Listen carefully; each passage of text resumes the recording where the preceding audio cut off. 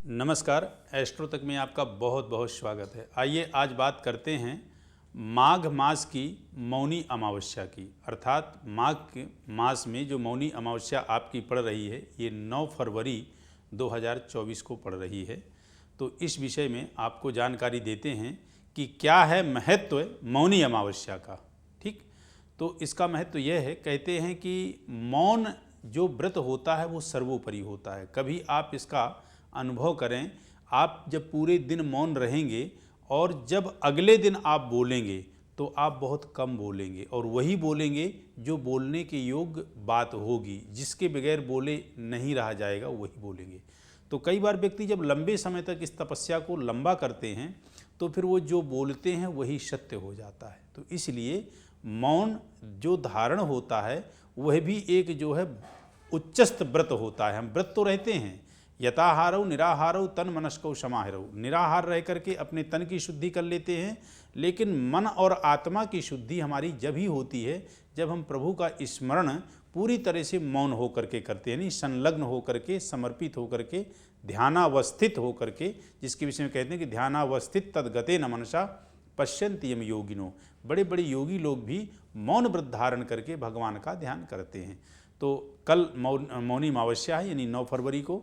तो आप जो है मौन रह करके सबसे पहले उठ करके भगवान का स्मरण करें और स्नान करें। स्नान में आपको जो है जल में गंगा जल और उसमें जो है यदि हो सके तो थोड़ा तिल डाल दीजिएगा, क्योंकि तिल का महत्व तो कल को विशेष है। इसलिए कि पितर जब अमावस्या का नाम आ जाता है तो अपने आप में जो है उसमें पितरों का महत्व विशिष्ट हो जाता है। तो थोड़ा गंगा जल तिल डाल करके आप स्नान करें। स्नान करने के बाद आएँ तो हो सके तो उसी तिल और गुड़ से आप हविष्य भी करें, हवन भी करें, तो भी उससे आपको विशेष लाभ होगा। लेकिन स्नान करने के बाद आपको आकर के सबसे पहले आदिदेव नारायण भगवान सूर्य को अर्घ्य देना है। इसके बाद आपको पितरों के निमित्त जो है तर्पण करना है। तर्पण आदि करके फिर निवृत्त होकर के हो सके तो गुड़ तिल के साथ जो है गुड़ तिल और घृत, इन तीनों के साथ आप हविष्य करें।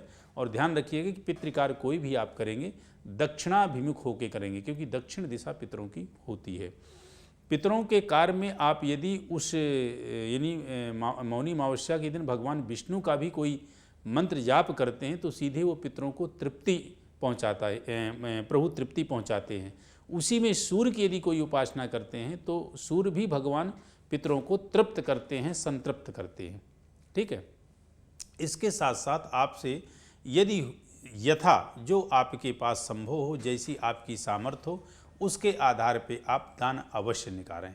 और दान जब आप निकालें, जब पूरी तरह से आप जो है शुद्ध पवित्र हो जाएं और भगवान का पूजन कर लें और हविष्य कर लें, उसके बाद फिर आप जो है दान को निकालें तो बहुत जो है उत्तमाति उत्तम आपके लिए लाभदायक होगा। आप बहुत ही ज़्यादा उस पुण्य को प्राप्त कर पाएंगे।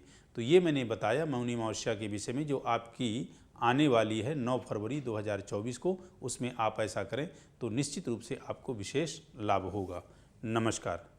एस्ट्रो तक ऐप पर आपको मिलेगा भविष्य से जुड़े हर सवाल का जवाब। डाउनलोड कीजिए एस्ट्रो तक ऐप और चुटकी में जुड़िए इंडिया के बेस्ट एस्ट्रोलॉजर से।